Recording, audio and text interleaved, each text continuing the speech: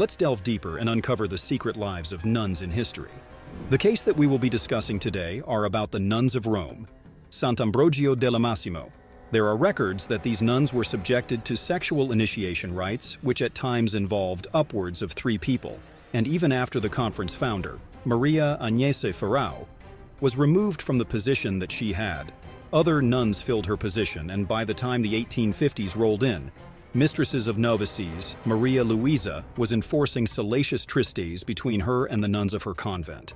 She used disgusting methods such as forging letters from the Virgin Mary and threatening anyone that dared to question her methods. The records of these heinous acts were buried deep in the Vatican archives for decades.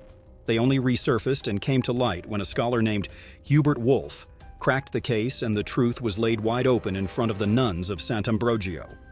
What's more surprising is the length to which these nuns went to hide their secrets. Furthermore, the founder was stripped of her title as she was seen propagating the false idea in the minds of other nuns and making them worship her as a false idol.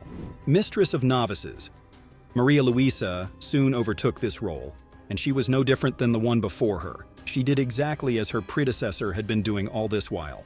She used to arrange nightly rendezvous with other novices. According to the confession made by one nun, she claims that Maria made her lie in a certain position with her legs raised and wide open.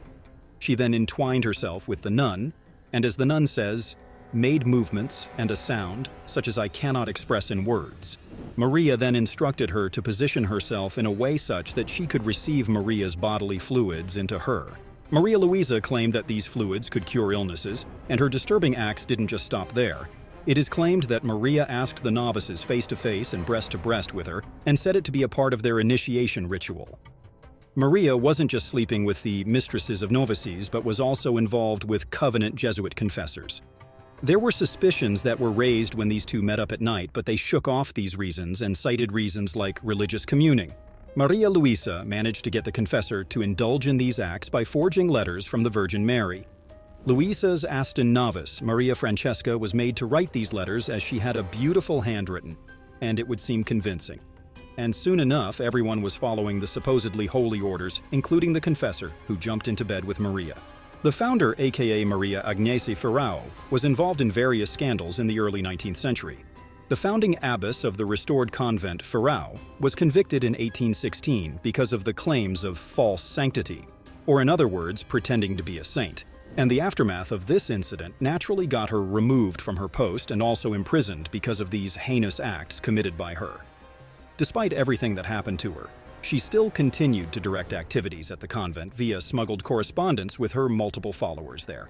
What is a very strange factor in this is undoubtedly the compliance of other people with the ways of Ferrao. In 1859, Princess Katharina of Hohenlohe-Waldenburg-Schillingsfürst, who had more recently joined the convent as a novice, denounced its activities to the Holy Office, accusing Mistress of Novices Maria Luisa, among others, of sexual transgressions, heretical practices, and homicidal schemes.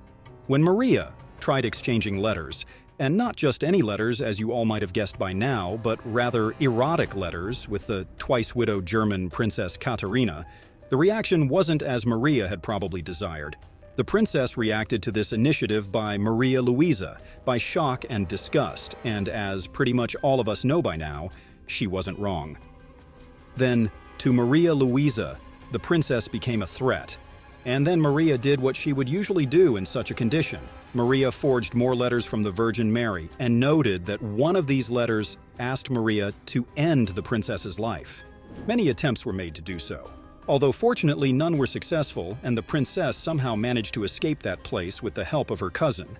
Her condition wasn't good, and she was taken to her family's French estate in order for her to make a full recovery. Katharina noted the veneration of Ferrao as well as Maria Luisa herself. The latter claimed to receive messages from Mary, and slept with several of the novices. The messages were actually fake, and as were the claims of Maria. Other transgressions included information about the alleged affairs between the women and priests. According to Katharina, when she challenged these heinous convent practices that were being carried on inside the holy place of God, she became the victim of an attempted poisoning. As the investigation proceeded, the Vatican removed the sisters from the convent and sent Maria Luisa into what they referred as forced isolation. Sant'ambrogio convent was relatively new when it started committing and hiding various such crimes. From the looks of it, everything seemed fine and normal with it. It was founded by a young nun in her early 30s, in the year 1806. And the founder was none other than Sister Maria Agnese Ferrau, who had built a relatively peculiar reputation for herself. She was famously known for wearing an iron mask which was outfitted in over 50 nails that pointed towards her face. Thought the founder had claimed herself to be a living saint. The ill reputation of her was totally her own responsibility. Furthermore, as we have mentioned before, she was held accountable through a trial in 1816 and was convicted on the charges of feigned holiness and lewd behavior with her confessor. She spent the rest of her life in complete banishment. It later came out that the Jesuit priest, who was referred as the spiritual father of the nuns, had been habituated to administer the sacrament of penance, had entered into sexual relations with Maria Luisa. Styling himself Giuseppe Peters, his real name was Joseph Kleutgen, and his real identity was that of an influential German theologian. He was convicted as a heretic for his fostering of the cult of Agnese Ferrau and sentenced to 3 years of imprisonment. Pope Pius IX reduced the sentence to 2 years. Later on, Kleutgen was instrumental in the drafting of the dogma of papal infallibility. The details of the affair only became known and clear when discovered by researchers in 1976. In 1861, Pope Pius IX gave away the building to a group of Benedictine monks. They adopted it for a missionary college and replaced its facade when it collapsed the following year. After everything that had been happening there in the name of religion, sacrilege, and righteousness, this was a far advanced usage of the building. Side altars were added to the church as well. After the 1870s, the church and the monastery were expropriated by the Italian state. But later, the church and part of the convent were returned to the Benedictines. Initially, during the earlier stages, the monastery was used as a missionary college to train and oversee monks in order to get them ready for overseas work. The church is currently an abbey and the curial house of the Subiaco Cassinese congregation. Through careful analysis of this case, we can conclude that things are often not just what meets the eye, and it is necessary to question the religious impositions and not just blindly follow whatever is asked of us. And not just that. We must also make sure to believe everything and anything in the name of religion. The exploitation of these nuns and the misuse of their undying belief in God is utterly devastating, to say the least. What are your thoughts and opinions about this case? Let us know about them down in the comments. Also, don't forget to like this video and subscribe to our channel to not miss out on more such informative content in the future. Many cultures around the world require celibacy as one of the key components that is to be practiced by their priests. Such are the rules for the priests and nuns of the Catholic Church.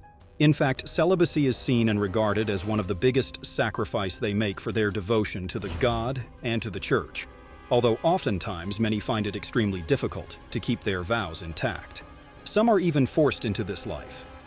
The nuns of the Church take up Christ as their spouse instead of a human being.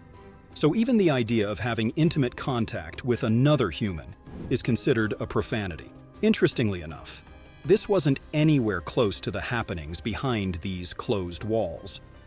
The reality was something much different.